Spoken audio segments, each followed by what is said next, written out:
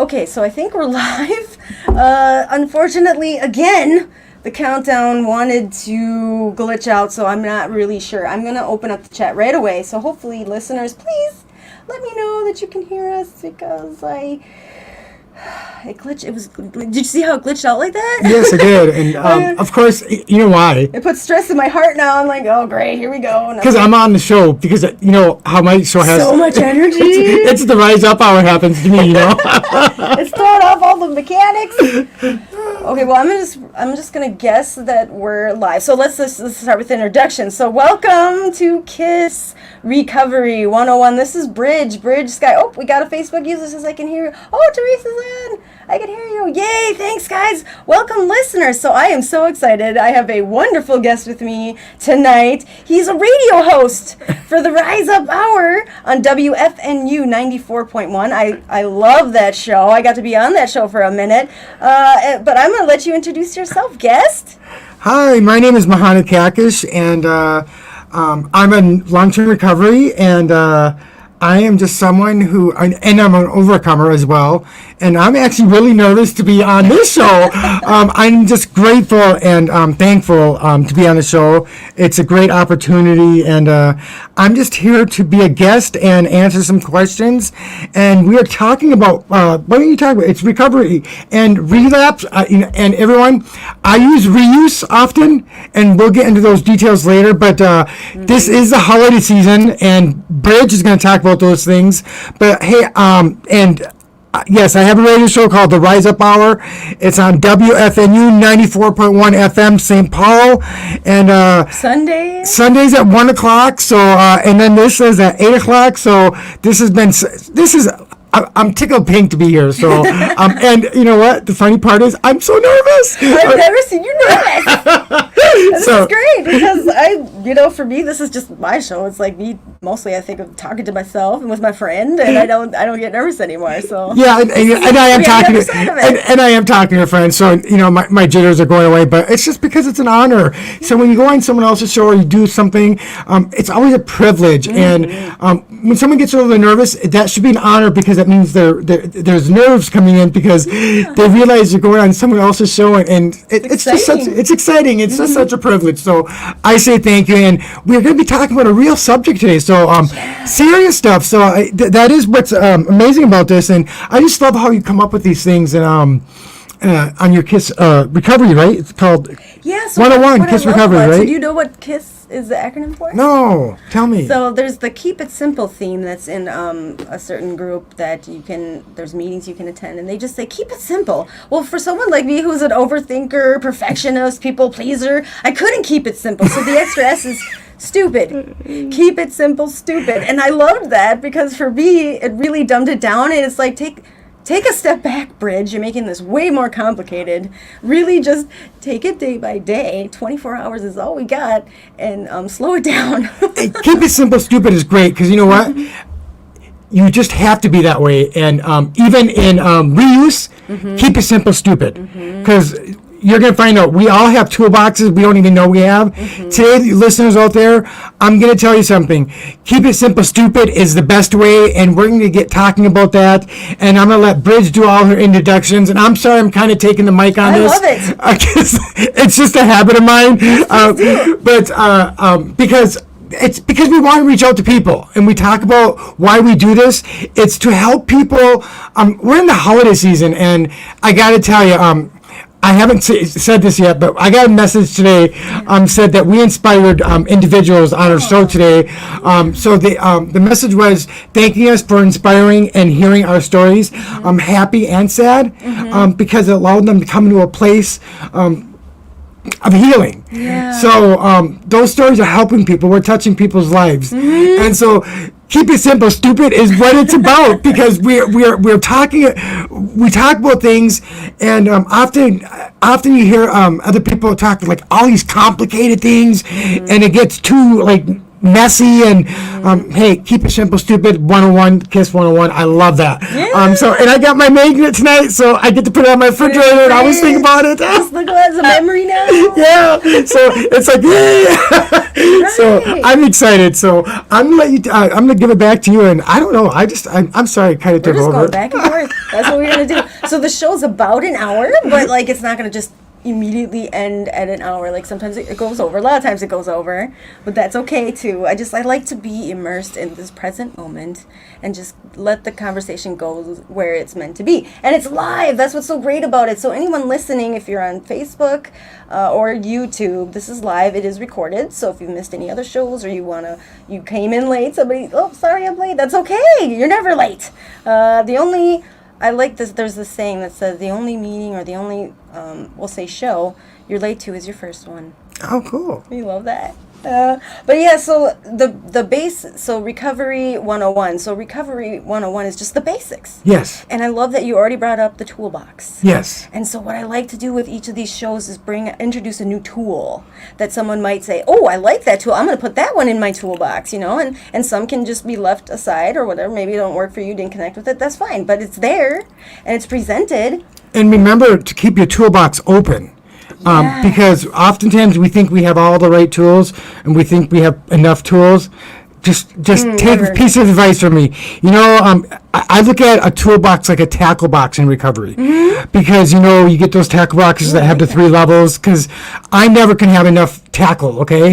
And you can look at my shed and I have like all these extra tackle boxes, which are toolboxes, because it's tools to go fishing. Right. And you have the 3 layers, and then you have the bottom with the big tools. Oftentimes we think we just need to take out in the toolbox the one that holds the tools, and then you got the second level. Well, in recovery you got to have all these levels because you take little pieces, and because it might be this catch for this and it might be this little thing for that. Just put it in there, because when you decide to open the other level sometimes, there it is. I forgot all about this. Oh, I forgot this is what I used to get this. And it sounds like a crazy way of saying it, but it's beautiful. But keep it simple, stupid is what it's about. Just keep it in there, because you're keeping it right, and then it's simple. You can get how you want it. Yes, and then when it comes there, you have it. And the reason I'm saying that is that sometimes it's the little things that you find will help you, especially when you're in the middle of a recovery or something's going on, because we're going to hear all these things. And when people tell you this is what you need, just set it aside, because I hate it when people say, I'm going to tell you, I hate when people say this is what you need, but when people offer it, just set it aside, because they mean well. They really do. Because I don't say, in my way of working with people, I don't say you need this. I'll let the people know this has helped me, or this has supported me, or this is what supported someone else. But I don't say you need this, because this is how you have to do it. Oh yes, and I've heard it. We run the opposite way. Oh my gosh, and I've been to meetings. What I need. And have you not been to a meeting when they said, yeah, I think this is what you need, or you're doing it wrong? And well, even if someone's doing something wrong, I'm just supporting them in how, letting them know that if you feel like you're doing it wrong, it's okay. I'm glad you recognize that. Right, you're aware. You're aware. So you don't need to be told 100 times that you're doing it wrong. I already know that. So, and that's part of someone's recovery, which is in the holiday season. I'm going to say this: a lot of and relapse. By the way, I'm going to mention this because we're talking about. Did we talk about what we're talking about today? Well, no, we haven't. Let me just do that real quick. So we got lost in the conversation. You and I are really good together on this. I mean, honestly, an hour is going to be really hard to keep to. But yeah, no. So the pathway we're going to talk about tonight is called RP or MBRP, which is Relapse Prevention. It's actually, I didn't think about it like this, but it's actually a clinical pathway. So there's specific clinics that just focus on relapse prevention. So for me, and I'm changing my language as well. I don't say relapse. I say reuse or reoccurrence. And for me, I had so many in my total 19 years of long-term recovery, because I lost count, and at the end of the day, I got to the point where I didn't want to recognize it anymore. I was so lost, and I was just I really felt like I was unsavable. And so for me now, really, so what I love about this relapse prevention, let me read about it, because it would have been great to find something like this sooner than later, because it really focuses on those triggers that I didn't even know were triggers for me until I really was able to dig into myself when I was ready. So it says, relapse prevention is a skills-based cognitive behavioral approach that requires patients and their clinicians to identify situations that place the person at greater risk for relapse or reuse. Both internal experiences, such as positive thoughts related to substance use or negative thoughts related to sobriety that arise without effort, called automatic thoughts. Ooh, I had a lot of those. And external cues, such as people that the person associates with substance use, which we're going to talk about. The holidays for me is a huge freaking trigger. Then the patient and the clinician work to develop strategies, including cognitive, which is related to thinking, behavioral related to action, to address those specific high-risk situations. With more effective coping, the patient develops increased confidence to handle challenging situations without use, of alcohol or other drugs or whatever your addiction is. It can be food addiction. Yes. And I still sit with that. It can be gambling. It can be sex. Oh my gosh, holidays gambling brings it on. Immediate pleasure. Yes. And you don't have to, worry about, because your endorphins get going and all this stuff. Dopamine. Or you're dealing, and I'm going to say this, in the holidays, you're dealing with emotions, and we want to. I call it mental wellness, you guys. So I say recovery, re-entry, and mental wellness. And I'm going to say this about this. I think part of the problem is we just begun in society to talk about mental wellness. That it's not a stigma anymore. Yeah, it has its own huge stigma. It's got its own huge stigma, and then you add recovery into that. Oh my gosh! You say I'm an addict, or you say I'm alcoholic, and you start saying all these things. That's why I say recovery, because everyone understands recovery differently. They're in their mindset, they're not looking at you differently right away. Oh, they're in recovery. Well, I'm recovering, so I'm too in the back of my mind, okay? And so, and then you add mental wellness. Well, they're talking wellness, okay? So it changes our thought process, because, and it's like the heroin user. I'm going to say this. Someone says I'm a heroin user.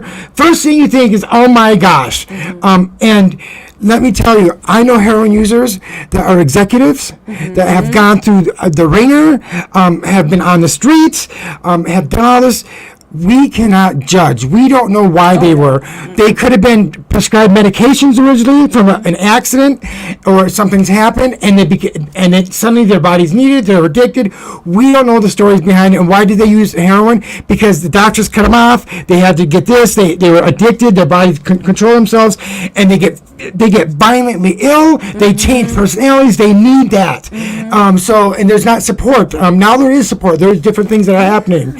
So and that's what we call harm reduction. That's why they have patches and they do all this other stuff. But there are executives out there. I know of an executive. So it's interesting, because when I did one of my naloxone trainings, he explained to me and one of the priests actually came in and explained to me why he took PITs, because he had to have that for his some of the clinicians, the people he was clinicianing and helping, because a couple of them were executives and were hiding their secrets. But he wanted to give them harm reduction, and then one was there that had been that. And you got to understand that we're all living different lives, and the reason I'm saying the executive is that we're all important in that, but it just. Think of the mindset we have. We always think of the people on the streets and all that. But we also that's the first thought. I was a hardcore user. Okay. But I had a good job. I had a house.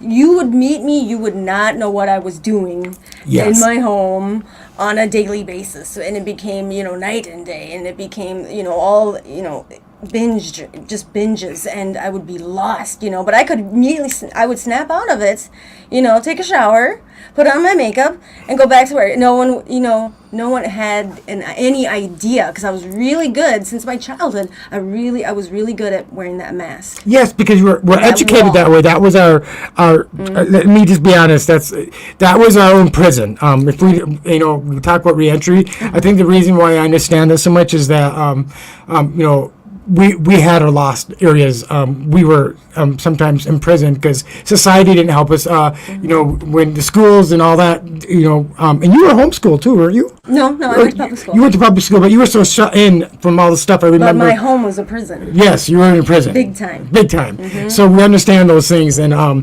so how do we recognize those things? It's just I'm just throwing some things out. But talking about this relapse, it comes from AA had created the word relapse. Yes, I didn't know that. Yeah, so you can look that up. It's interesting because and I want to talk about the difference of relapse, where and the reason why I say reuse and we use different words, where I differ from the program, because it's an amazing program. It's been one of the most successful programs out there. I am going to say that, and I support that. But one of the things that I don't support is and this is just my personal opinion. This is Muhannah Kakish making a personal opinion on a podcast. When someone has a reuse and they just reuse and they tell me, I'm going to say, okay, great, you did that. Let's continue on, and you've done great. Now that you've recognized it, what are we going to do to put you back into your sobriety, into not using anymore? Tell me what you need to do. We come up with a plan, okay? Right. Instead of saying you start at day one. Yeah, and so let's say I'm relapsed, starting at zero, and the person's got, let's say they got 5 years in, or 10 years. In the mindset, now I've learned this by someone, okay? And this is why... It's like an old school traditional 12 steps. I know what you mean. Yeah, so the person says, oh, crap, I relapsed. Well, no one's going to know, because I got to come to these meetings, okay? And they know they have to be honest, okay? And there's in their mind, they're like, well, I'm just going to continue, or maybe I just miss a couple meetings, and it's a relapse. I know I have to go to zero, so, well, I got some time, because I'm going to have to say zero, so I'm just going to keep using. Might as well make it worth it. Yes, wine is going to make it worth it. And then I can even lie a little longer, because I can go to the meetings, and I can just say, oh, I'm doing great, and I can lie to everyone, because no one is going to recognize that I'm lying about it, and I'm going to have to lie to myself. And it's a learned trait, because I don't get to talk about the good times that I was in my recovery, where I had done well, and that because all those time has passed is not recognized. When I'm talking to someone who's in reuse, I recognize, hey, you've had the 5 years in, hey, you've done amazing things you accomplished, and I'm not going to let you lose that time. And they go, you mean I don't get to lose that? Or, yeah, you get to keep going, and let's just go. And so you just had a bloop. A blip, and you continue, but let's talk about what caused that to happen. Yeah, and so oftentimes, and for men, and I'm speaking on men, because women have a lot of support through women. I mean, and oftentimes men are missed on the mental wellness, because women know how to talk about feelings and emotions, and you do. A lot of women. It took me a while to get there. Yeah, but women are men to openly express emotions because they've been taught through society. It's considered weakness, which is just absolutely absurd. And I think now it's becoming more mainstream. It really is that men can have emotion. Women like men having emotion. Yes, oh my gosh, vulnerability is like, you guys, if you're listening out there, women find that to be very attractive. I mean, vulnerability is like a big thing. But it's my generation. I don't want to age myself, but some of us get in our younger 40s, I say, or maybe even I'm in that train now. Yeah, you know what I'm saying. But what I'm saying is that what happens through that is that we haven't been taught properly about emotion. We're taught to hide that. But oftentimes, a reuse is based on an emotion that when we've always had that, we have not worked through that pain. So holidays come. We've lost people. We've lost family members. Or we've lost our kids. Or this is when fights have happened within a family. And we're not welcome back. We're not welcome back. And this is when darkness has happened. Or separation and the fights. And it's because of my my drinking or because of my use of drugs and got our first alarm. And doing all those things. So what I'm quickly say is that at least you get to finally talk about it and say, hey, it's okay to work through that. Yes. Work through that pain so you don't have that emotion. And this is where you use the toolbox. Yeah. Next time you get that, make a call, go to a meeting, talk to a friend, and then, or do a meditation even, or just do something dorky. I say dorky because, because sometimes things are really difficult though. You have a fight or you're in the middle of divorce and you're recovering because you're not in the same places as you were before. And so that's where you have a group or you have friends or sometimes it's okay to see a therapist. It really is. Oh yes, oh my gosh. I mean, hello. And my therapist saved my ass. Yes. Oh my gosh. And for me, she had my back, but she would call me on my shit too. Yeah, and you need to call out yourself on that. I needed that other party perspective, that didn't see me on the regular, but could hear the things I was saying and just say, let's look at this, Bridge. Let's dig into this a little more. I needed that. And if you're a little bit more quiet, it's okay, but listen always when you're listening about things. Think about tools you can put in your toolbox. Mm-hmm. When you're in a meeting or you hear someone talk about something and it triggers you, write that down and just add those notes. Because it's like a lake. I talk about the tackle box, but then like a lake. It's areas where you can go catch these fish and do all this extra stuff. Just write those notes down so you can look at it and go, oh my gosh, yes. Or, it's just simple moments. Or when you're watching something, you hear something important that inspires you, write that down because then you can look at it and it's like, oh, this is an inspiring moment because you're going to have days that are rough. Yes. And I don't have all the answers. I'm going to tell you this. No one has all the answers, but you can have the answers for yourself. Progress, not perfection. Oh, progress, but big time, not perfection. None of us can have that perfection, but your alarm went off, so let's go. Yeah, well, we got to check. Okay, let's see. We got some interactions. Okay. Oh, wow, that's cool. I'm going to bring the mic over because I did not bring my glasses. So let's see. It says, never ever enough tools for mechanics. Never enough tackle for a fisherman. Need the right tool for the correct job. Catch the right, I'm going to put this right on there. Catch the right fish, ...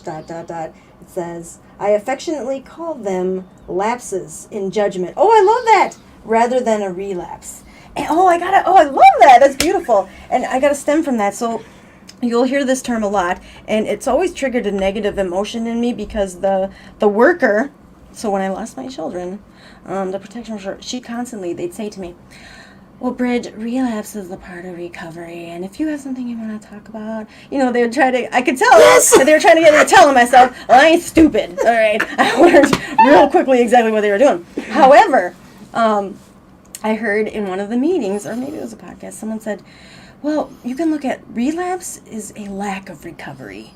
And for me, that was an aha moment because for me, when I was able to really look at my past reoccurrences or reuses, it was because I was lacking. I wasn't reaching out. I wasn't going to my usual support meetings. I maybe missed some therapy appointments. I wasn't doing, for me, I need a piece of recovery every day. And what that looks like, it can really be reading from a meditation book. It can be meeting with a friend in my recovery family for coffee. I need a little piece of listening to a podcast. It can be, for me, it's many things, but just a little piece just to remind me and be grateful of where I'm at on this path. So for me, relapse or reuse is just a lack of recovery. And I actually heard a speaker and she was just going on and on about how it's a part of recovery. Yes, it was a part of my story, but it doesn't have to be a part of your story. My sponsor, she's got 8 years. She's never relapsed. So relapse has never been a part of her story. So I don't like that term because it's not, it doesn't, it's and I use reuse. It's some, I like the reuse and like they said, lapse. It's a lapse in judgment. I love that. But I love that. See, lapse in judgment. See, everyone starts using their own tackle box. See, their own tools. So and it almost puts you, that term almost puts you in a mentality like it's a kind of an excuse. Well, when I remember first hearing it, well, if it's a part of recovery, then so if it's going to be a part of my recovery, then why not? Why not have a little reuse? So there's a lot of things. I like how you say that because if it's not part of your recovery, I'm not bringing it in. And that's why I don't use the word relapse. For a while there, I'm not kidding you. I actually forgot what to use, and I just said reuse or. I let it blank out because if it wasn't anyone I was dealing with, then why even use it? Right. And why have someone ask about it? If they ask about it, I said reuse, or recurrence, So I look at it differently. Yeah, I look at it differently, and I let them know in how I approach it. But it gives them a different thought process, and I think it's great that we all understand that, because it doesn't mean that you're going to even have that process. And in my recovery, I had 5 years and 7 years and 2 years, but in my recovery now, I never understood what recovery was. Never knew that there was recovery out there, and so I was knuckling and fisting it, and I just didn't know. I was always clenching my hands. I was thinking about it nonstop no matter what was going on. Now, things that you can't do. Yeah, being there too. Yeah, with the K I say, so it can't. And then there's a can't CANT, you can, that one I can, because you can control that, but the KANT, I can't control the crack in the wall right now because there's nothing I can do about it at this moment. So it's a can't. I can't focus on that. But, if I can read something to fix this, or do a homework project, and I can do that, I can control that. But it's all different things like that. But one of the things is I learned about when I learned about what recovery is, because I chose that, it changed my life. Yes. And now I have all the tools. The brain. Yes, and changing your thoughts. I mean, I literally power on. I've literally, and it's been proven, you can literally change who you are as a person.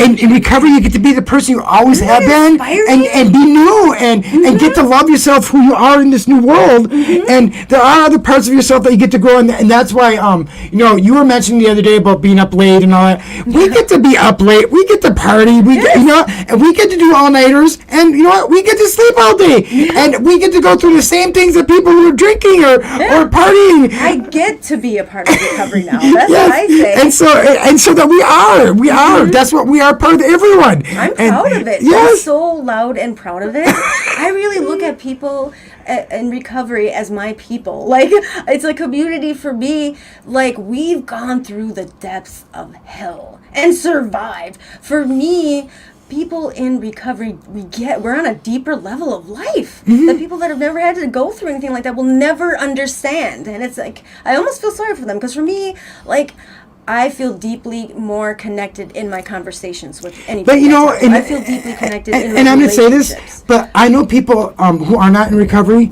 I know I'm on a deep level because I know they have hurt. So see, that's mental wellness comes in. See, and that's but recovery can be from anything. See, I can't wait that. You know what? I'm gonna tell you something. Yeah. I can't wait till you. She starts this course. The mental wellness. Mental wellness. She is good. She's taking the peer support specialist certification course in 2 weeks, and that's like the last one for a long time. And there's like 2 hours of homework every night. Yes, it's gonna be crazy. But you are going to love that, because it is going to give because when you go in that, don't take yourself out of it when you go in class and thinking, oh yeah, it's going to be so good for you. A lot of mental wellness issues. Yes. Oh my God. But it puts us into another place, and it puts us right with everyone. So that's when you're going to get the aha moment. That's where I got my aha moment. Yes. And so it's going to be amazing. But yes, I just love the fact that people can actually write remarks on this podcast thing. And we can flash them up. Oh my gosh. Okay, so this is so cool. So we're going to play one. I actually have 2 clips. We'll see if we get to the second one, but I want to play this first one because it's very inspiring, and I think it very much goes along with what we're talking about. So I'm just going to play it, and our mics will be on, Muhannah, so just so you don't talk, I'm just going to do this with my little speaker here. It says it's connected. Okay, you ready? So this is Matthew McConaughey leaves the audience speechless. It's a YouTube video, and it's on Motivation Hub if you want to hear the whole thing, but I'm just going to play a quick little 2 minutes of it. Here we go. You knew that there is something to be extracted from living life. How did you get that frame of reference? Like, that's so useful, but I don't think most people have that. I don't know exactly where I got it. I mean, I would say, again, to call back that Australian year where I did not have a choice, where I was forced into that situation and saw the green light assets from being alone and quite lonely. I do think that there's great value in being alone. And if we are alone and we get bored and we don't like the company, ding, may that light go off to say that does not mean we need to pick up our phone to get some attention, or go to the bottle to ease the anxiety, or go online to get some feedback to entertain ourselves. No, it's actually a great time to say no. Sit here in that discomfort long enough to go, okay, until you come out the other side to go, all right, I'm good with me again. Now, it's part of that. I write about it when I'm about traveling in general. Ideally, you don't go to a place, I always say this, I don't want to leave a place I travel to until I get to the point of going, I could live here. This could be my existence. And as soon as I get to that point, then I'm like, okay, you can go. Now I can go. That's the same thing in the personal journeys. Stick with it till you get through the uncomfortable times, until you go, you know what? I can spend time with myself. I could do this. I could do this forever. Well, then it's okay to go re-engage, pick up your phone, go see your friends, go have a drink, what have you. Go look for those things that are other relationships in life. But hopefully not until. There's great value in not doing that until you go, I'm good with me and me for right now. I'm good with being me right now. And I just love that. Oh, it's great. Got my heart fluttering. I just love that. And it took so long for me to actually love myself. And and I'm just gonna say this on air. I go to therapy to understand that it's okay to be happy and about love. Right? Isn't that funny? That's the flip side is like I don't deserve to be so happy. Yeah, isn't that the craziest thing? A guy goes to a therapist to understand that it's okay to be happy. That's me too. And besides that, I learn all this other stuff in recovery, and it's just a good thing for me to check into, and it just shows that the vulnerability that we all have. Also, when we continue to talk about this, I'm going to mention emotional intelligence. Yes. Because and we got the hot seat coming up. Oh, and I'm Don't forget about that. That's 3. So let me just explain to any new listeners what that is. So we have 2 segments that go on in the show. One of them is next, and that's called the hot seat. And so that's hot and heavy questions, 3 of them, that I'm going to ask you, Muhannah. Okay. And wow. you didn't get to know what they were. I'm just going to ask you on the spot, and I just want you to be, just whatever comes to you. Try not to overthink it. But they're meant to be. Maybe somebody out there is asking themselves the same questions. I know a lot of times when I write these questions is because I'm asking those questions myself. Okay.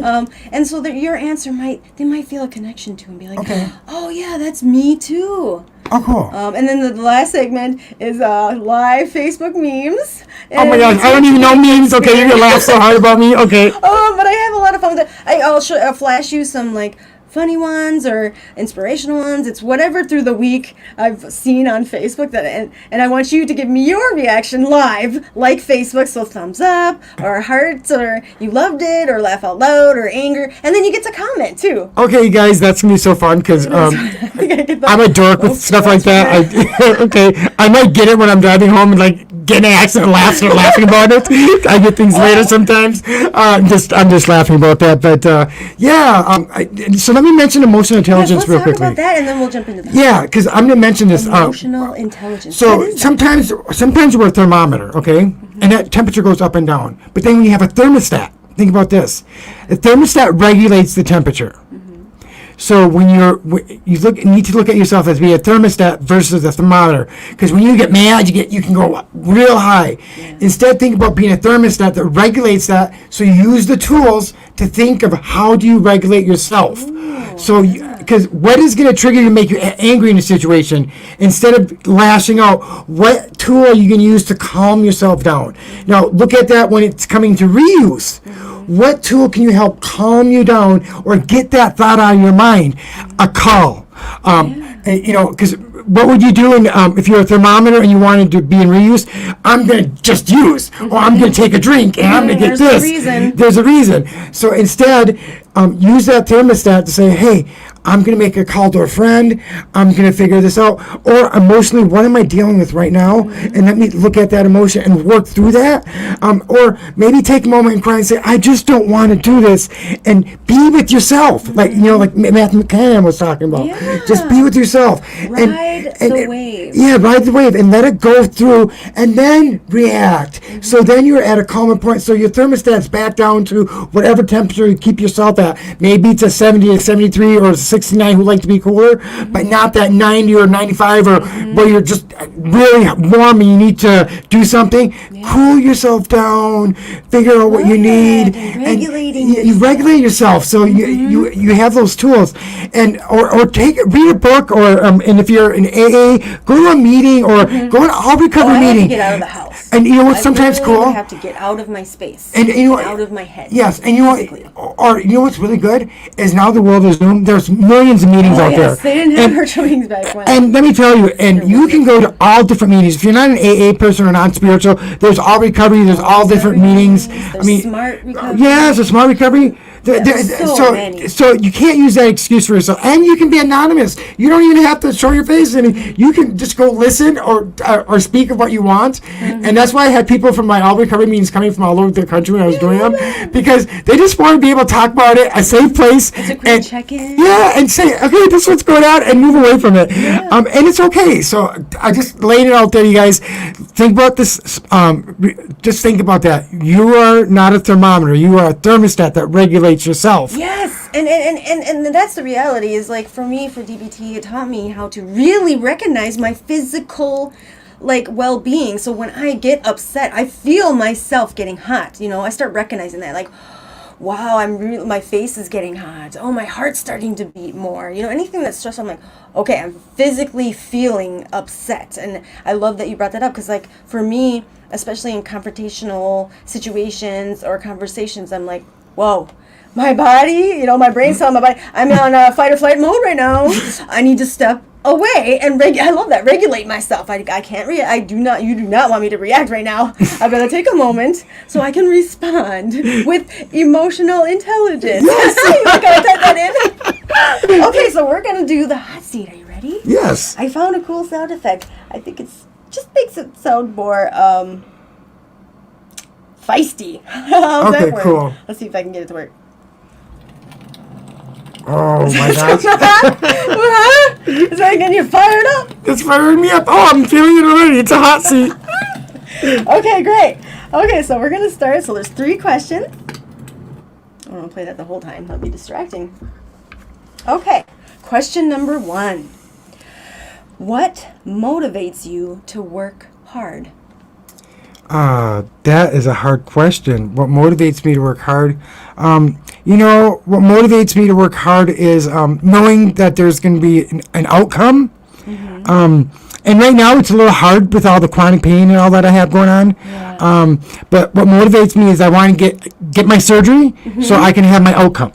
Yes. See, and it sounds weird, but I just want to get it done with. It doesn't weird at all. Yeah, I just want to get it done with so I can have an outcome. Because I don't want to wait. I just want to get it done because then I know what my other outcomes are. Because right now everything's on pause, and that makes it's because I'm there in the recovery world and all these things, and I want to do all this stuff, but it's all on mute right now, and I don't like being in mute, and so and that's kind of crazy. So that's why I just have to accept where I'm at, and I'm doing that. And it's like, I'm still floored by how much you do. Like, seriously, you're everywhere, and I love it. I met you in the training. You've been in meetings. You've been at my work. All involved, and that's, you know, I think that's why we connect so well. Yeah. Because we're like-minded individuals, and we just I feel your energy. Like, literally, you walk in the room, like, honestly, I can feel it. I feel happiness. It's great. It's wonderful. And I think I can give that to people and people who are really struggling sometimes. And it's a gift. It's a God-given gift. And if you know you have this gift, and it's people have to accept that they know they have this. They have to. And I've learned that I know I have to do something with it. Yes. No matter what it is, I have to do something with it. Purpose. It's purpose, and so and that can be a hard thing to deal with. But right now, my purpose is to get healthy, get the surgery, so I know what I can do. The next steps, because right now I feel like I'm held down and I can't be free like an eagle. Right. I feel like my wings are clipped on both sides, but that's okay because I'm gonna get there. It's temporary. Yeah, and that's okay for people in the recovery field to know that you can temporarily have these moments of these struggles and still get through them because they need to know that. And I think it's part of the purpose. I mean, gosh, and I can't believe I say that in such a positive way, but through being on your show and doing all this and it's totally each other. By the way, amen to that. I just finally answered that question, so that is great. That's wonderful. Okay, question number 2. Ooh, this is kind of what keeps you up at night? Let's say not physically, because we do know physically you're in pain. But like, we're already on a second alarm. Oh, look, it's the hot seat alarm, so we're right on target. So what keeps you up at night? Do you have restless nights or anything that you can't sleep? Or are you talking about like things happening in the world? Yeah, anything. For me, like I'll say Christmas Eve. What kept me up was all these thoughts that popped into my head, being like, poor me, my kids are gone, I don't have anybody, I don't deserve anybody. But sometimes what keeps me up at night is well, there's this thing called the delusion of control, right? So things that I can't predict or control will keep me up at night, especially when it comes to my own safety or my children's safety. And so, or people that I'm sponsoring, okay? When I'm having a conversation with them and they say certain things that I know that they're struggling and they're just not finding that path yet, because I can't force anybody. Some people, they're not ready. So it'll keep me up at night feeling like I'm failing, feeling like they might go make that bad reused choice and that might be their last one. So anything, like, could you say at night, lovely family, friends, anything? Well, for me, when I was involved in Recovery Cafe Frogtown, and because I wanted to get it open, and I did that. Because that kept me up. Is are we going to make it to the grand opening? So much was going on, and we did it, and I was okay with that. But then, and I'm not going to say names or other things. But then a friend of mine, I reconnected with on Christmas. I was up at night instead of taking the feeling bad about something. What I did is I said, hey, I have an idea. We're on the show, we're gonna announce next week of getting stuff for her. Yeah. So I become proactive and thinking of things. But right now, honestly, with the medication and the headaches and stuff, at night when I wake up sad because I feel like I can't help the people I want to help and do the things I need to do with the typing and all that. And I have to let go of that because I still know I have a voice in recovery. And as long as I can speak and do my show, that makes me feel like that stops me from being up at night because there's people I really want to reach out to. And then there's the people that are in the non-recovery community. I want them to see that we're all alike because my journey is their journey. And so I want stigma to be taken away, and the mental wellness is really important for me now. That's taken a big stage. And then and I see so many people struggling in those areas, and that is what's put me at my whole recovery thing in a full circle. So my circle was never done. I never had that completed till recently, and that took away my thoughts. And I have nightmares at night and all these other things. And so the interesting part is, I don't think out loud at night like that. It's kind of interesting. I don't have to keep myself. And for me right now, knowing that I just have to get surgery, I don't get to keep up all night long thinking what am I going to do because. Honestly, when you have chronic pain, you cannot, so this is a person who lives in chronic pain. You do not get to have those dreams because you only have hopeless thoughts because it's not going away. Instead, in my recovery, I have figured a way to have hopeful thoughts and say, I just know that this date is coming and I'm going to find out about my surgery and I'm going to have this date and I'm going to have progress, not perfection. And then I can figure out how I'm going to be able to help others. And I don't know where that comes from. So when we talk about spirituality, there is a spirituality. There is the miracles that we all talk about. And I am blessed. I am humbly blessed. And that's why I can't keep it to myself and I have to give it to others. And if I can, and for me, it's not about the masses, but if there's a group of people and there's one person that gets to get touched, then that's all that matters to me. Because that one person can touch someone else and then it starts spreading out. And so that's what's important to me is always touching that one person. And the funny thing is that one person has always touched me. and then I want to just give back to that one person, and it reaches other people. So, like you've touched me, and we get to give back. It's so amazing. So, and what is that third question? Boy, you've given me intimate moments. Oh, absolutely. Okay, and then question number 3. But when you were talking, I was gonna say, one of the big themes is that I really connect with is we can't keep we can only keep what we have by giving it away. Yes. You know, and that, I mean, I didn't understand that for a long time, but now that I'm at that point where I do speak on everything and help when I can, and any great information I get, I pass it on. And you know, people think I might be smart and wise, but a lot of that has just been information that I've collected and heard over and over and over. Now I'm passing it on. That's all it is. Yes, and it's about sharing. And yes, sharing. And so when I find out little tools to help myself, why am I gonna? I mean, and I'm gonna say this: why am I gonna hold it back? And yes, I'm going to eventually have a training to train others and do all this about the toolbox and all these other things. But that's to train it, and yeah, I'll copyright it. But it means that when I train that you use these tools to tell other people. I mean, it's just one of those things. Why am I going to not let people understand what I have learned or something I've come up with? It is to share, because if you don't share it, then where does it go? And then I'm up at night, and I'll tell you this, then I'm up at night wondering, why haven't I shared this? Because I could have helped that person who is in recovery, and I didn't do that. And that I don't have to worry about at night. Right, absolutely. Okay, question number 3. When in a dark mental state, what are 3 instant things that you can do that bring you joy? So if you're a little maybe down and just not in a good mental place, you know, just having negative thoughts, you know, like, you know, before I would reuse just to take them away. So now when you're in a dark place, what are 3 things you would say that is your go-to to get out of that dark place? My spirituality. Because I've experienced this in my recovery this time, because I used to have all my eyeglass stuff when I had closed shop down, and it was in storage, and the guy threw all my stuff away, and we're talking like $300,000 worth of stuff, and we're talking about like the concept is like worth $1 million, and I let me tell you, I was devastated. Devastated. Yes. I mean, we talk about loss, and people talk about like all this loss, and it was like losing a family, because I worked on this project for 20 years, and it's my lifelong project, and I've gone through so many different things and challenges, and you know, had bad construction, and was taken advantage of, and initially being called a terrorist, and had to overcome all these things and obstacles.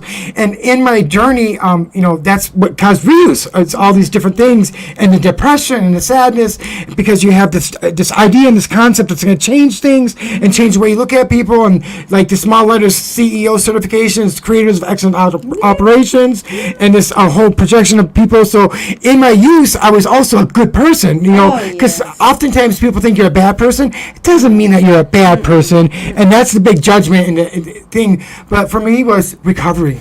Was doing all recovery meetings, and then what I did is I volunteered at MRC to help me a little bit more, because I hurt so bad, and I called a couple friends up, and I gotta tell you, I learned about allies. Okay, so I have a friend who's an ally who's also a recovery coach, but I called her up and I cried like a baby, and she was there for me. Cried like a human. Oh no!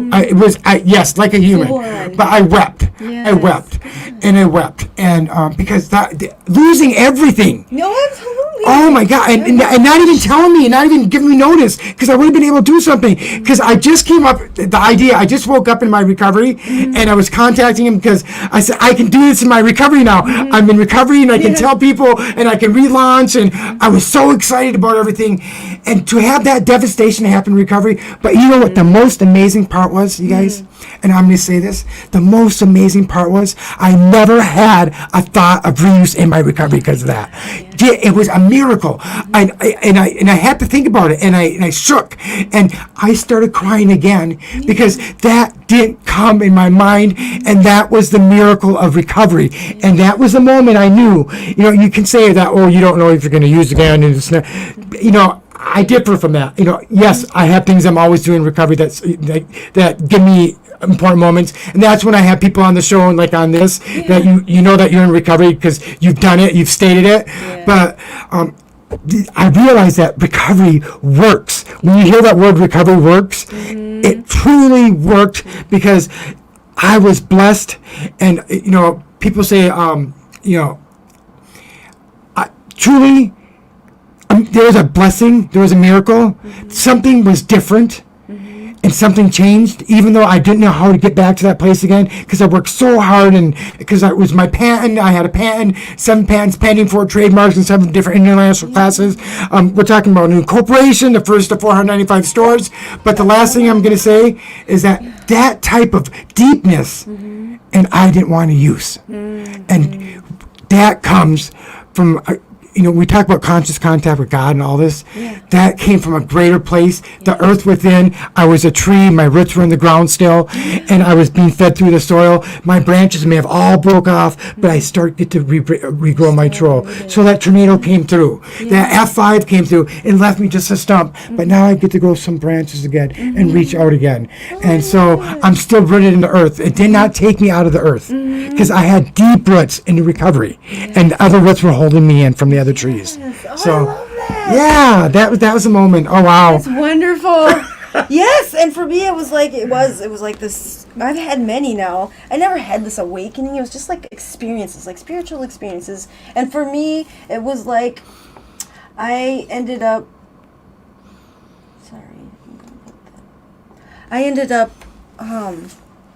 It was like the obsession was lifted. It was a psychic change for me. I mean, I didn't see it coming until, something happened really bad that normally that would have been my immediate thoughts, and I didn't even think about it. I had people coming at my door, knock, Bridge, are you okay? And, checking on me because they thought, so I almost, I lost someone close to me, and then another person I almost lost, and then, all these things were mounting up, and, the hardest things, death and losing a job, and everything was mounting up in this really short amount of time. And I had so many people, come to me and they're giving me hugs, and they're like, "Are you okay?" I'm like, "Yeah, I'm fine. Why?" What's the problem? Because they knew me 8 years ago when I had a horrible nickname. They called me the Relapse Queen. Now I can laugh at it, but before, oh my gosh, that hurt my feelings. So I wouldn't even show my face. And so, yeah, for me, it became just this. I don't even think about it. The worst things, especially with it, it all started. I wanted recovery right after COVID hit, and luckily I was able to just keep going on, keep moving forward. So, okay, we need to move on time here. I'm just gonna take a look and see if we got no more comments. I did have to ignore someone. There was some weird language things going on. I don't know what that is. Oh, different languages? No, it looked like something else. But foul language? Do you have another comment? No, not that. I would block them. I just ignore them. But anyway, the YouTube's an open platform. Oh, okay. It is 18 or older, but you know how that goes. Anybody can create any kind of profile and get on there. So. Oh, okay. Well, that's okay. I get it. I'm learning that world. Comment though. It says, "I love that deep root in recovery and the family of trees around their roots holding me tall." Oh, Muhannah! Wow, okay, that's so great. happened. Okay, I'm cool. gonna put that one up there too. That's beautiful. Anything with Mother Nature and trees, and for me, a lot of the power that I feel like that is greater than me is just Mother Sky, is Mother Earth, and Father Sky is just the earth around us. Oh, I love the way you said that. That's great. So, okay, let's jump into the hot seat. I mean, not the hot seat, sorry. Facebook memes. And then if we get time, I did want to play a quick 2-minute clip that really... So I'm obsessed with Gabor Mate right now. I can't get enough. He is this, I don't know, he's just this wise but down-to-earth, authentic expert. And everything that comes out of his, any of the videos I'm finding or any things that he's spoken on just speaks to my soul. It speaks to my spirit. I feel an immediate connection. Is he on YouTube? Gets it. Oh, yeah, there's all kinds of So I'm going to have to do that because I watch a lot of YouTube. I can't read right now a lot because it means tilting my head down. And then when I'm done, I have to go, and the hinge goes, it's so cool. Yeah. I literally feel the hinge go. And so, but yeah, because I just do. I've been watching lots of Christmas movies right now. Oh, of course. And Christmas is done. Tis the season. Tis the season. Well, you can keep watching. You can watch them any time of year. So I'm gonna flash you a few of the ones I always get nervous right before this because I always forget which ones I've, for whatever reason, liked. So you're just going to have to bear with me, and we're going to just go on this together. Now, I'm going to have to do it with my other mobile device here. Oh, you got two? Wow. Well, that one doesn't, I can't use that as a phone. It doesn't get minutes or anything, so it's useless, except for it takes great pictures. Oh, yeah. And it still works with Wi-Fi. Yes, and Wi-Fi. So I refuse to get rid of it. I don't blame you. Because this phone's camera is garbage. I'm disappointed with the pictures, so. Okay, I'm losing my train of thought. Let me stay focused. Here we go. Okay, so they're kind of not in any particular order, but I'm going to let, we'll just start with the SpongeBob. I'm a fan of SpongeBob. So describe the picture and then read what it says at the top if you don't SpongeBob. Like. Me adding LOL on a serious message. Wait, SpongeBob is a flower, throwing petals. Throwing petals is Squidward. And a Squidward. Wait.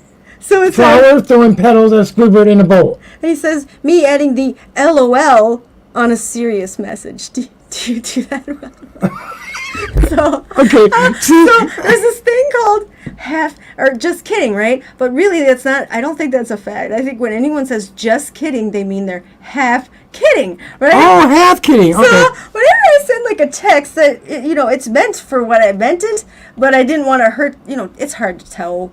You don't see a person. And I do LOL sometimes. You can't read their tone of voice. You don't know. I realize after sending a text, I'm like, oh, this might be taken the wrong way, like harshly. So you send an LOL so that they know it's Bridge. Yeah, because they don't know emotion. You don't know emotion. From Bridge, I'm not meaning it in a, but it's a direct message. Oh, right? I get it. Okay, well, hey, I'm getting educated. Have you ever watched SpongeBob? Yes, I have. Squidward's always angry at SpongeBob. He does not like SpongeBob. So it's funny because it's like SpongeBob's always LOL. Okay, cool. And Squidward's like, leave me alone. Okay. Anyway, I thought it was hilarious.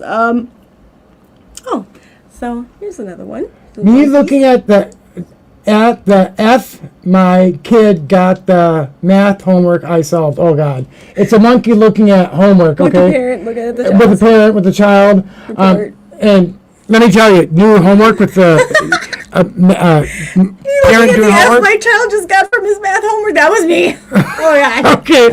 So that whole year that COVID first started, they were all forced home to do virtual learning. Well, guess who became teacher for 4 students? How did that work out for you? It did not work out. I mean, I had to contact all the schools and say, you realize I'm working and I'm trying to be a teacher to 4 children, and they don't do it. Okay, I'm going to age myself. They do not do math like how I did it, okay? I used to cross out the 0 and make it a 10. Yeah. And make it, no, they don't do that anymore. Now there's like columns or rows. I don't know. My poor 10-year-old daughter's like, Mom, I don't understand what you're doing. Here, let me show you. Oh, and then the real calculator? I mean, hello, it's totally different. Oh, yeah. Yeah, I mean, yeah, so I felt like the biggest idiot trying to teach us. Teacher to my children nowadays, and especially with math. If they teach us, then they're actually like educating us and they're working the math. Yes. But then they just have to have a Zoom course to help them learn to teach us. I was trying to watch YouTube videos on how to like learn the math. I gave up. I was like, I'm just killing my confidence right now at any idea of being wise. Okay, here's just the words. They don't want your presents this holiday season. They want your presents. Read that again. Oh, I get it. Okay, so they don't want your presents the holiday season, this holiday. Spell it. Oh, Present. They don't want your presents. Yep, this holiday season. They want your presents, Presence. Read it again. So they want you to be present here at the holiday season, not a gift. They don't need the gifts. And isn't that... That's so true. And oh my gosh. To families, at least you're there, in recovery families. And I'm going to make a quick statement, okay? Yeah. So I heard you say this today. We often try to make up for our kids when we're gone from recovery and we're in recovery and treatment or something. And then we just give them all these things that they think they missed out on. They really don't care. They love getting all this stuff, so they jump at the chance of getting all this stuff. That's not what they ever really care about. No. They care about having the parent. And the reason why they like getting all these gifts is because the parent is coming and giving them the gifts. Right. So if the parent just came to them, yeah, it's about the gifts. parent coming. So it's experience with my father when I was younger is when he would give me my present for my birthday and then return the next day. It was about him coming to give me the present. It wasn't about him giving me a present. It was about him coming. So being present. That is, I mean, I just can't believe I just adore that one. Because remember, for you, it's about you being present with your kid. They don't care about anything else. The fact that you're there with them to talk and to show you're there, that's all that matters with them. Quality time. Yes. I didn't get many pictures this year because I really wanted to just be in the moment. And that's all that matters. Yeah. Quality versus quantity. Yes, absolutely. I say that. And you say that all the time. I say that all the time. Okay. This is a funny one. I'm going to describe the picture and then I'll have you read it. So there's a so it's in a boxing ring and there's a polar bear and there's a penguin in boxing gloves. The polar bear knocked the TF out and the penguin is talking to this reporter who's being interviewed. So read what it says. Okay. How did I do it? I do know, I guess the fight or flight mechanism kicked in, and well, in case you haven't heard, Bob, I'm a penguin. We don't fly. We don't fly. So it says, yeah. How did I do? Question mark. I don't know. I guess the fight or flight mode mechanism kicked in, and well, in case you haven't heard, Bob, I'm a penguin. We don't fly. Yeah, don't fly at all. We fight real good. He knocked the polar bear the fuck out. Yes, he knocked him right out. And that just made me think of me. And the polar bear's flat on his back. Okay. Uh-huh. Yeah. And I love the guy with the mic, with the tie hanging down. Yeah. They do a really good job on all that. And I do like talking about that fight or flight mode because for me, that I unfortunately had to sit in that for a long time. It was either fight or flight mode, and most of the time, flight for me was we done. Mm-hmm. I don't never need to see you again. I don't never need to talk to you again. I shut you out. And I'm glad that I'm in a better place now because I don't do that. Yeah, I'm indifferent now. I just had to be indifferent. Lonely. See, I do indifferent now. Yes. And it's better healing. And otherwise fight mode. Yeah. Ooh, I got into confrontations. And mostly with males. And I don't want to ever do that again. Yeah. I've made some nosebleeds happen and some broke some bones. It was not good. Yeah. Not a good thing. So, but yeah, the nice thing is I recognize that those emotional cues, like, ooh, I'm in fight or flight mode right now. I better walk away. Okay. It's a good day. Ooh, this one's cute. Oh, helping one person might not change the world, but I could change the world for one person. That is, that's me. I just love that. Yeah. And there's a little hole with someone pulling them out. You can change the world for one person. Yeah. And then that person can change another world for another person. Mm-hmm. And that's what matters. It's a chain reaction. Yeah, that's how it works. Yes, love.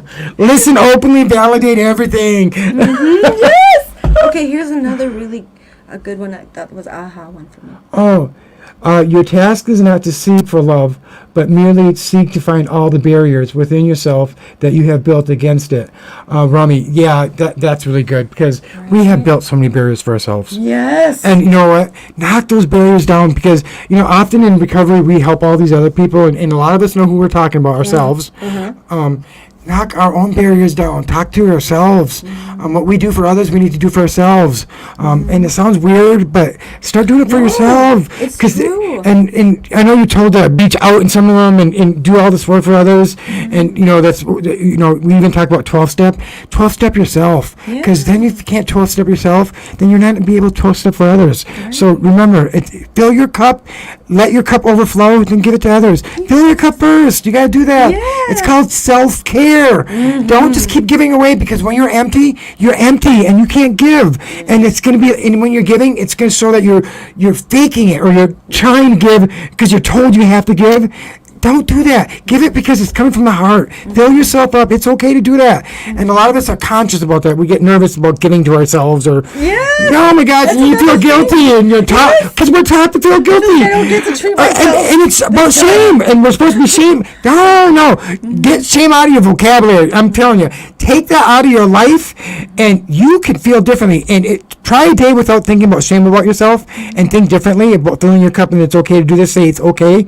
You're going to feel like, ooh, you're just going to be lifted up and go, oh, I can't believe that this is, non-shame. Oh, wow. Hey, a guy feeling emotion. I don't have to feel shame. Wow, this is really cool.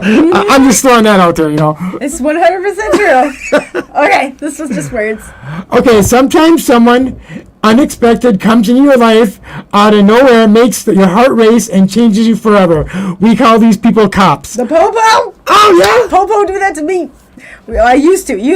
Yeah, sometimes I like how it was going when I was first reading it. Oh, out of nowhere, someone makes your heart race and changes you forever. And I thought they were going to talk about some, like, romantical BS. And then it said, we call these people cops. That always looked, no matter what, just authority figures. It's not even just cops. Like, anybody coming over here trying to be in my business and tell me what I need to do or not need to do, or just not work, focused on my actions, when it really has, I immediately go into this shutdown mode. Like, I'm listening. And I'm watching their body language. I'm watching their eyes. I'm watching their tone of voice. Because I really have to step back and say, where is this coming from? Yes, and we got to let go. We I know we're in a generation and a time when there's been violence and there's been separation, but justice is happening. I actually like the cops now. Yeah, justice is happening. Yes. And so that's why I'm saying that. Wait, the other day something was going on because I didn't have my insurance card or something, but I have it on the phone and I can do that. It's like, pull me over, baby. Yeah. Pull me over. Bring it. Yeah, because I got a name, Muhannah, Kakish. It's a weird name in different cities. Pulls right up. Yeah, pulls right up. If they're gonna do this, looking at, because I have a weird name and all that. Oh yeah. Yeah.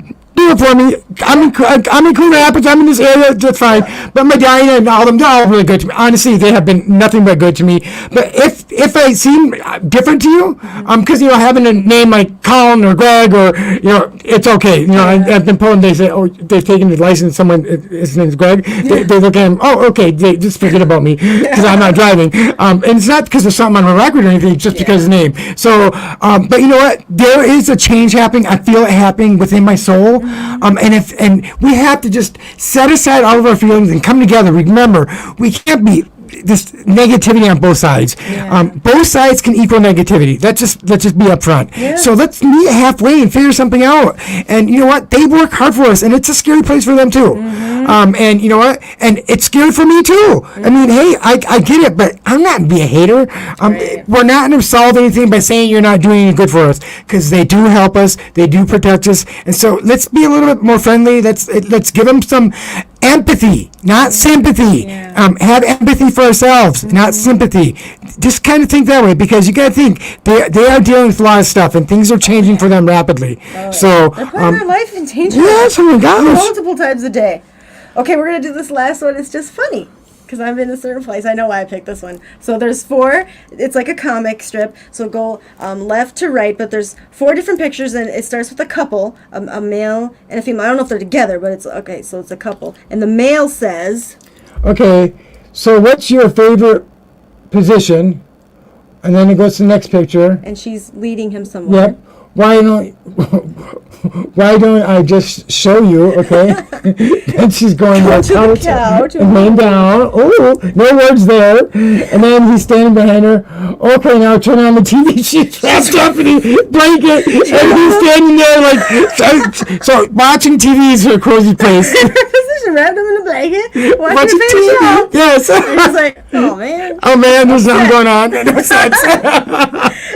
so great, is like, I enjoy being by myself. That's right. Hey, you know what? You know what? Sometimes to be alone is okay. It is. Oh, it's so okay. Oh, people think that that's not okay. Yes, it is. And partners and husbands and wives and you name it. I give them props for making it work. Yep, and it's okay to say, hey, I need self-care.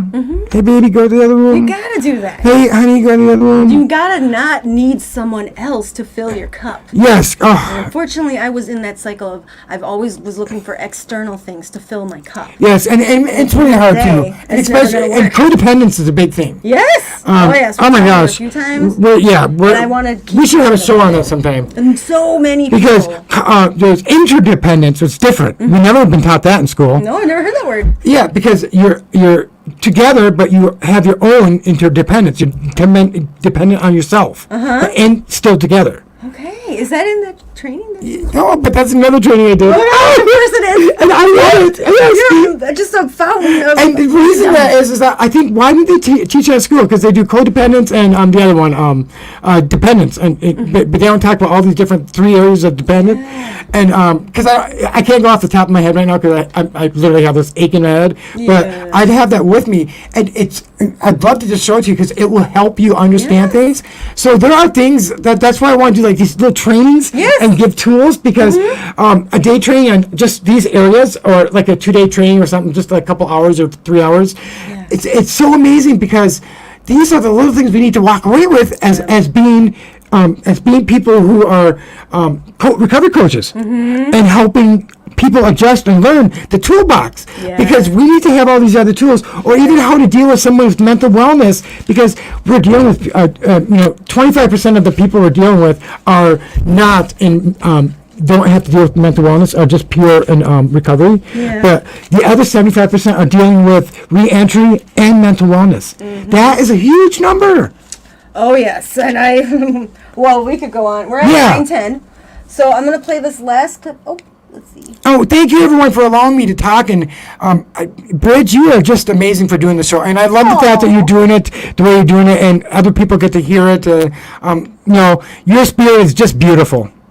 Oh, thank you. And energy, holy cow! I get around her, and she's like makes me into the Energizer Bunny. I make our lights brighter. Yes. Seriously. I just want to read a couple more things. It says the gift is being present, and also I'm gonna flash this one.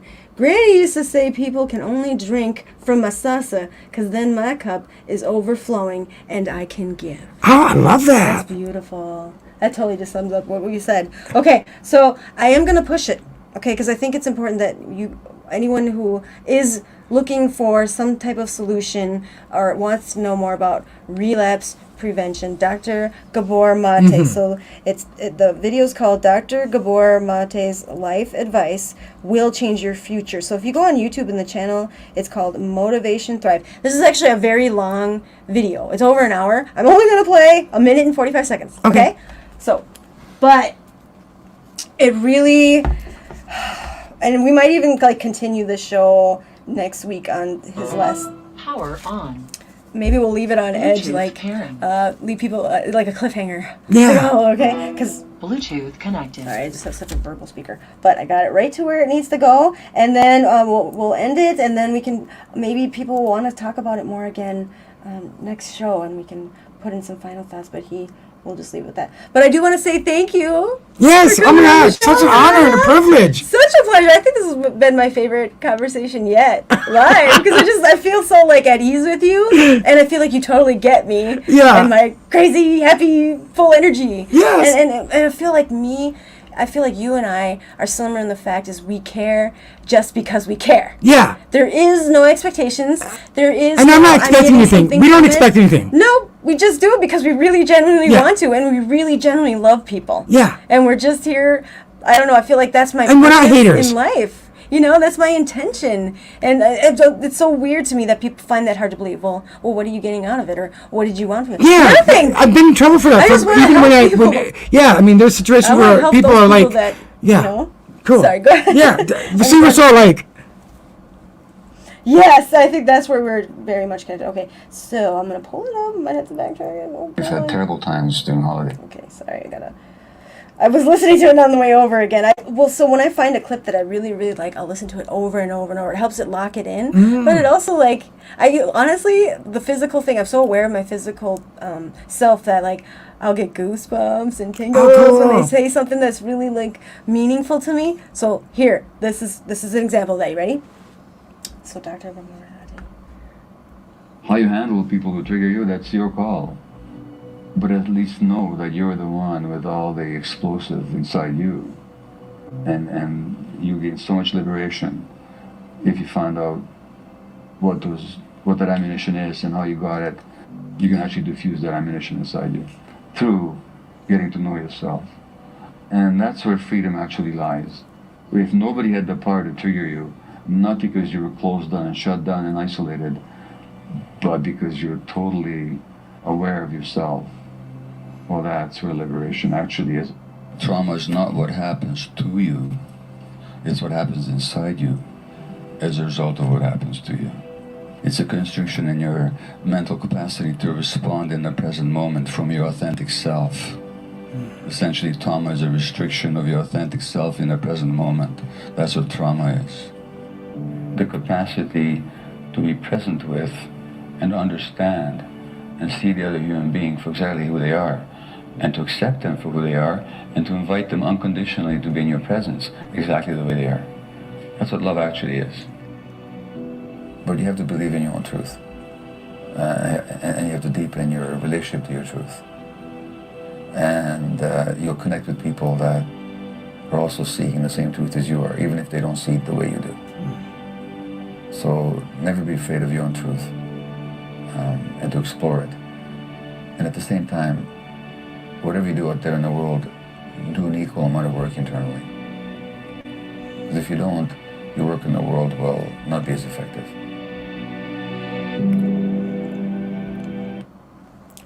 Okay. Oh, goosebumps! You see that? Yeah, I okay, you're gonna have to send me his name because my memory does not help me. Okay, that is so strong. deep? Okay, and let me tell you, it's powerful, it's empowering, it's deep. Everyone listening, I just recommend looking that up. Yes. You know, Listen to you tonight. just listen because let me tell you, I'm gonna get way into that because I gotta tell you, that stuff will help me learn more.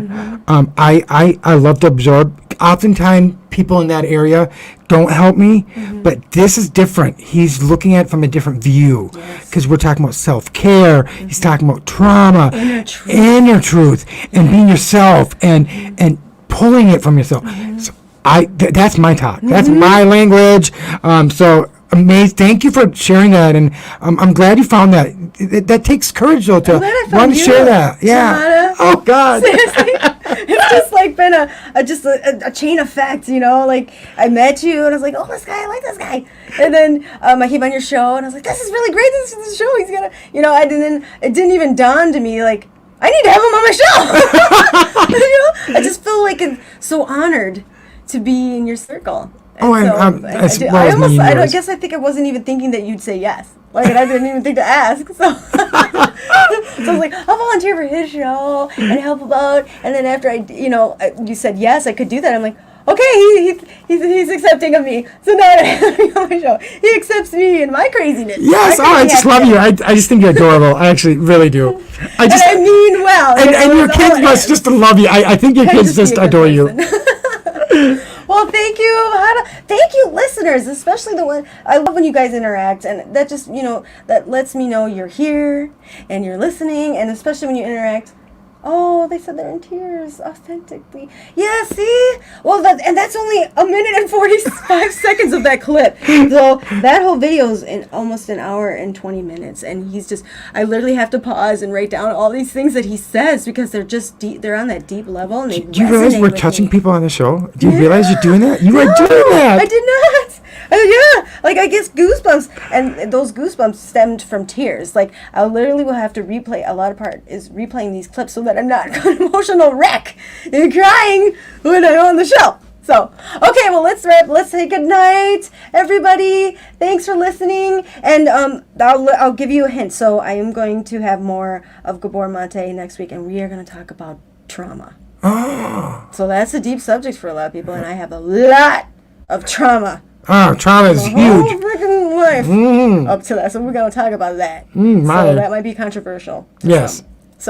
But we'll see. Okay, everybody, have a great week. Yes. And have a great holiday. Wait, New Year, right? Well, New Year's Day, I believe. Is it New Year's Day? No, it'll be the 2nd. It'll be the day after. It'll be the day after, so we'll hear about all the shenanigans. Yes. Well, happy New Year's, everyone. Sober yes, happy, safe, sober New Year's. And if you go, probably just be safe. Call someone sober. Just be smart. That's all we're asking. Do what you got to do, but just know you have people in recovery that can support you. Yes. Just remember that. Don't hesitate. Don't hesitate. Too little, too big. I don't care what the reason. Yeah. Don't just hesitate. keep that in your memory because we're here with recovery. Just keep that in the back in your mind. Yep. Just call. Don't worry. Use that call a friend. Someone you know. A little wrench called Muhannah and another little hammer called Bridge. Yep. You Do pull it. those tooth right out. Yes, just do it. Okay. Okay. Okay. Thanks, everyone. Love you guys. Good night.